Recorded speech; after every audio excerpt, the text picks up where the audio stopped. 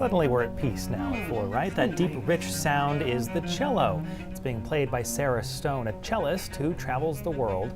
The instrument is traditionally the lowest pitch in a string quartet, and it's capable of covering nearly the entire range of pitches produced by the human voice.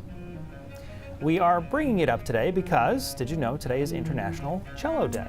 It's celebrated every year on this day, which was picked because it's also the birthday of Pablo Casals, one of the most well-known musicians of all time.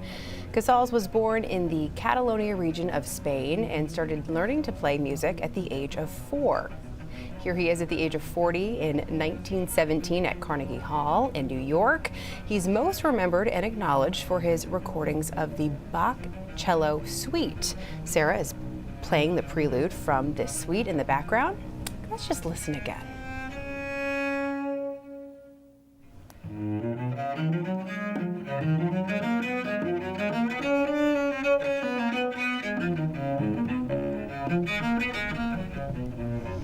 Today, when you think of cellists, you probably think of Yo-Yo Ma. First name that came to mind for me, by the way. Ma is a Grammy Award-winning cellist who has had an incredibly diverse career playing just one instrument.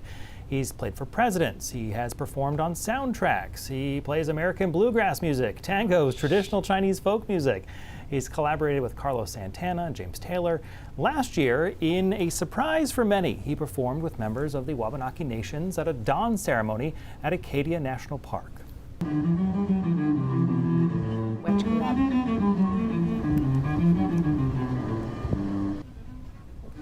Yo-Yo Ma's surprise performance was recorded for a documentary. It's called Wetch Book, The Approaching Dawn. Our Rob Caldwell has a look at how that documentary came together.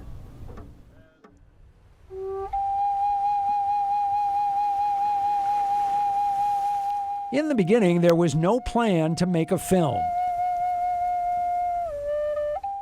Then a message came from the acclaimed classical cellist Yo-Yo Ma, who was on a journey of music and nature and wanted to include indigenous voices. The request was made to me, what could Yo-Yo Ma do with music that would be meaningful to Wabanaki people? My suggestion back to their crew was for Yo-Yo Ma to play music on, the coast as the sun rose, as Wabanaki people do as part of our tradition.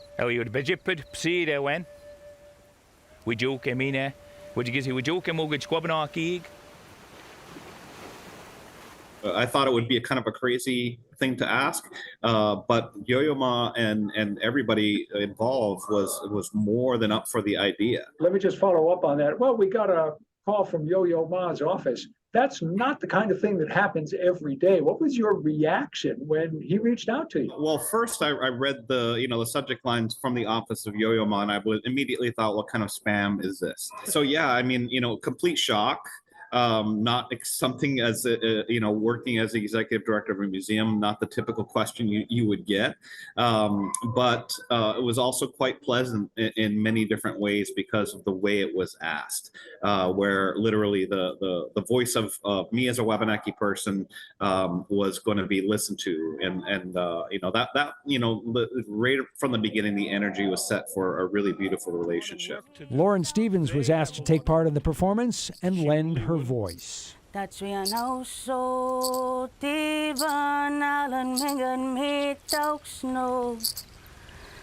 She too was not aware that the event would be filmed for a documentary. It flowed so well together, and it felt like it was meant to be. In the film, Roger Paul, a Wabanaki linguist, relates the story in Passamaquoddy of a young boy being asked to raise the sun with music. You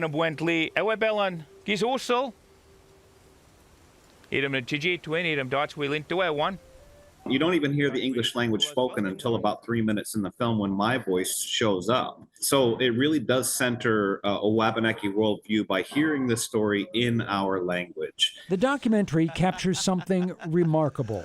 So you ready to give it a try? All right, here we go.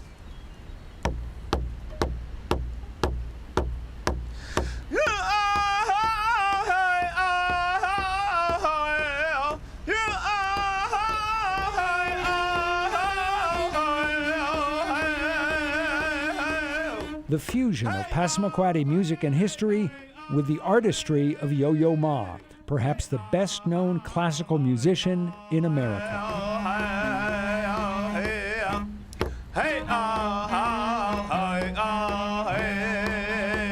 There are definitely nerves, especially when you're performing alongside Yo-Yo Ma and the other wonderful performers that were also there. I was taken a bit back, but I feel like the film really captured the beauty that was held in those moments.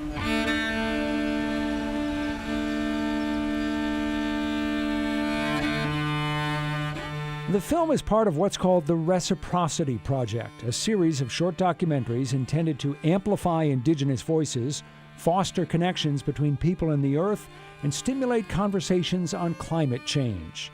Chris Newell says he's pleased with the result, pleased with the new relationship the Wabanaki people have with Yo-Yo Ma. Wabanaki people appreciate when, a guest comes into our territory and behaves as a guest. And Yo-Yo Ma is the type of human being that did exactly that. And that's what made it work. We hosted him, we made him feel welcome. We wanted to make sure that he felt so good that he would want to come back someday. Hey,